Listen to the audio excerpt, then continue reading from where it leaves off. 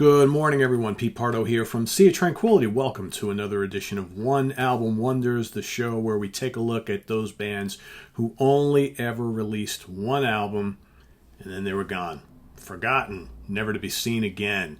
Before we get started, I want to thank Chris from the Brotherhood of Light for sending us this pretty cool, pretty trendy Brotherhood of Light tie-dye shirt. Don't normally see him in this kind of blue and purple color thing. Pretty neat. Thanks, Chris. Appreciate it. We'll wear it proudly. Now, on to the music. All right, so I've got 10 more picks for you today. Got plenty more where that came from. So, like I said, we can expect quite a few of these episodes over the next couple weeks before the well kind of runs dry. We're going to start off today. A band from Long Island who only ever released this one album. In 1971, the band is called Stark Naked. Pretty kind of weird-ass album cover, right?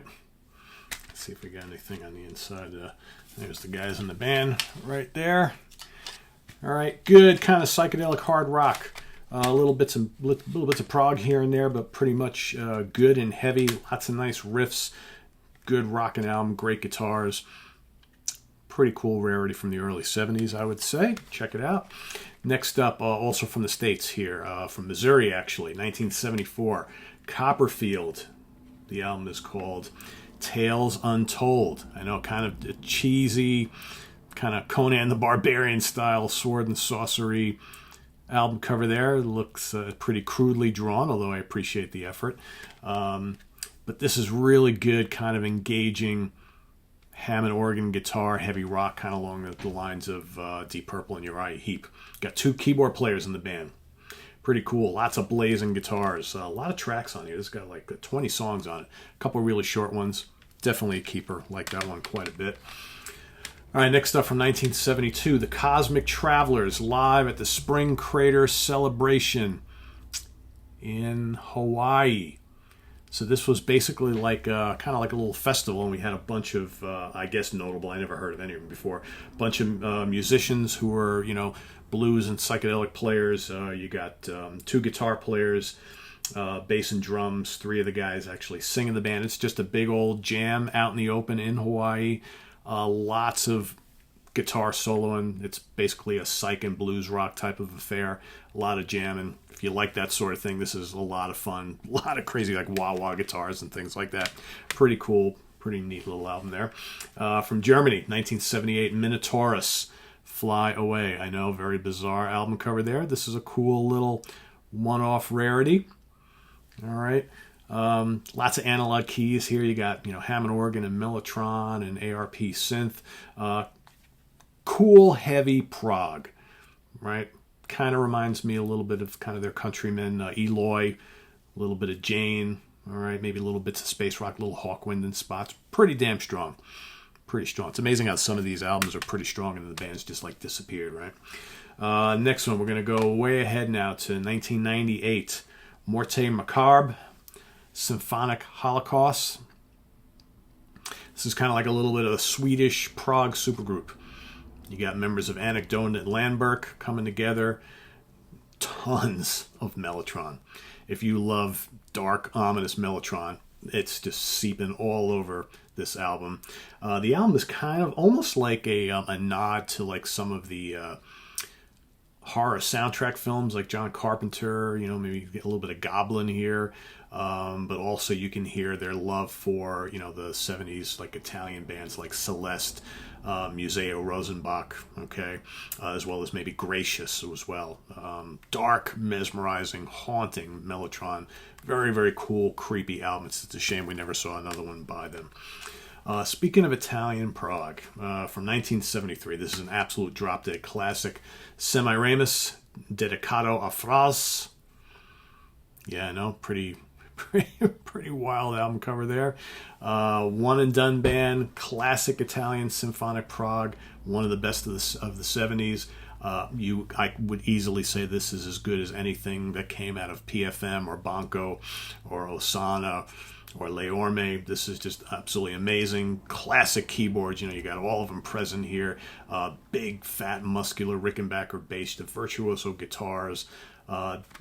If you're a fan of like early King Crimson and Genesis, absolutely have to hear this. This is probably, out of all these albums I'm going to show you today, this is probably my favorite. Wonderful, wonderful stuff.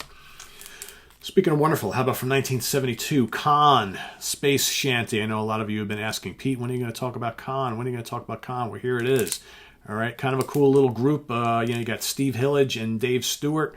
This after Egg, before Gong, right, from Mr. Hillage. You got Nick Greenwood and Eric Peachy also in the band. It's just classic early Canterbury. Got bits of psych. Of course, a lot of jazz rock. It's kind of proggy.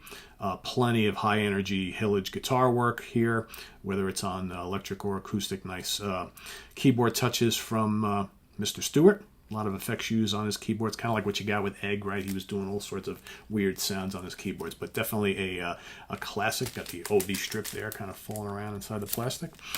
Space Shanty from Con. All right, next up, going to go back to the USA, to Florida. Don't usually hear about prog bands coming out of Florida. 1978's Babylon, self-titled. All right, this, of course, is a Greg Walker reissue on the Symphonic label. All right, very cool stuff here. You know, clearly influenced by Genesis, Yes, and Gentle Giant. It's that kind of busy symphonic early prog. If you're a fan of some of the other underground prog acts of the same time period, talking about, Mirth Rander,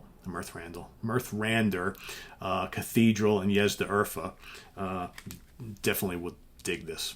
Quite good. Yes fans love that. Very, very good. If you like it, think of like a more complex Starcastle in a way. All right, go up to 1997 to Italy for a one-off progressive metal act called Arkey. I never quite knew how to say that. Arkhe. Arkey. Self-titled. These guys are all about the Dream Theater worship. Really solid album, though. I remember when this came out, I was all over this, listened to it a ton, and then never heard another thing from them. If you like those first 3 or 4 Dream Theater albums, stunning vocals, great guitars, big crunchy riffs, blazing solos, and tons of keyboards. Very epic sounding. I think you'll dig this if you can find it. I bought this right after it came out. I believe I got this from Ken Golden at the Laser's Edge all those years ago. Probably out of print, I guess. Never heard another thing from the band. And last but not least, from Germany, 1973, Enigma. The album is called Diluvium. Pretty cool band. It's a trio. You got an organ player. You got a guy who doubles on guitars and bass. You got a drummer. Pretty hard rocking. I wouldn't quite call it krautrock. I know a lot of people kind of lump this little rarity in with the krautrock scene. Not really here. It's pretty hard rocking, pretty noisy in spots. It's more along the lines of like psychedelic space rock and early prog. It's pretty heavy though. Pretty heavy. These guys make a lot of racket for a small little 3-piece. So pretty cool stuff here. All right, on the old Garden of Delights label, who have put out so many cool kind of prog rarities over the years. So there you have it. Those are my 10 picks from today. I've got, I've got right in front of me enough for another 2 shows, and I know I have more in my closet that I haven't dug out yet. So there will be more One Album Wonders coming in the weeks ahead, so stay tuned for that. Visit us on the web at www.seatranquility.org. We're on Facebook, we're on Twitter. Of course, we're here on YouTube all the damn time. Coming up tonight, we've got Rich Catino coming back on the show for another dive into the Monsters Den. Tonight we'll be talking about some classic Hammer films, so if you love Hammer horror, stay tuned tonight. And then tomorrow evening, Mr. Stephen Reed coming back on the show for 2 shows. 2 episodes. It sounds a little better. Sensational Alex Harvey Band and Roxy Music, ranking the albums of both. So we'll be doing that together tomorrow. Martin Popoff will be here this weekend for a ranking the albums show of Legs Diamonds. Got more Monsters Den coming up. Chris Allo and I are going to be talking about Italian horror directors.